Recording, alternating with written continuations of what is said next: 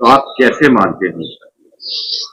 ہم تو یہ سمجھتے ہیں، اور ہم گئے بھی تھے اسی بنیاد پر، کہ کسی شخص کے مکان کو گرا دینا جو اس کی ساری زندگی کی کمائی کی چیز تھی، یہ قانون کے خلاف ہے۔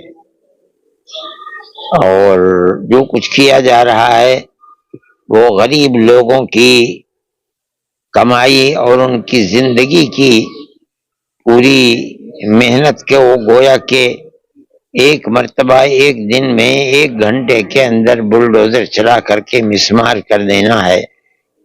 پھر یہی نہیں بلکہ جو کیس ہوئے تھے اس کے اندر ایسا بھی ہے کہ کرائے کے مکان میں آدمی رہتا ہے، اس مکان کو بلڈوزر سے گرا دیا گیا۔ آدمی اس کے اندر ماں بھی ہے، باپ بھی ہے، بھائی بہن بھی ہے، بچے بھی ہیں، بیوی بھی ہیں۔ اگر ایک آدمی سے کوئی غلطی ہو گئی، ان سب کی دنیا کو جہنم بنا دینا، بے سہارا بنا دینا، یہ بلڈوزر کے نتائج تھے۔ اسی بنیاد کے اوپر جمعیت علماء جس طرح مصیبت زدہ لوگوں کے لیے سہارا بنتی چلی آئی ہے اللہ کی قدرت سے، اسی طرح ہم نے اس سلسلے کے اندر آگے بڑھ کر بہتر سے بہتر وکیل کیے تھے۔ اعلیٰ درجے کے سپریم کورٹ کے وکیل تھے جن کو ہم سامنے لے کر کے آئے تھے۔ ہمیں اپنے اللہ کے قدرت اور اس کی عنایت کے اوپر بہت زیادہ فخر ہے، اور ہم دعا کرتے ہیں کہ خدا کرے کورٹ سے اسی طریقے پر غریبوں کی مدد ملتی رہے جس طرح آج ملی ہے۔ ہم بہت خوش ہیں۔ ہم یہ سمجھتے ہیں کہ کورٹ نے بالکل صحیح موقف اپنایا ہے، اسٹینڈ اپنایا ہے۔ ایسے لوگوں کے خلاف کارروائی بھی ہونی چاہیے جن لوگوں کی دنیا کو لوٹ لیا گیا ہے، برباد کر دیا گیا ہے۔ برباد کرنے والوں سے اس پیسے کو وصول کیا جانا چاہیے۔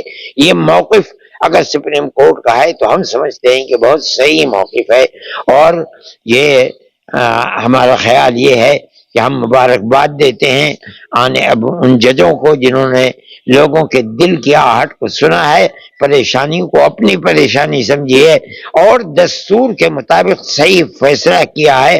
خدا کرے ہمارے ملک کے اندر امن و امان اور اسی طرح غریبوں کو صحیح حق دینے کے فیصلے ہوتے رہیں، اور ملک کے اندر امن و امان قائم رہے۔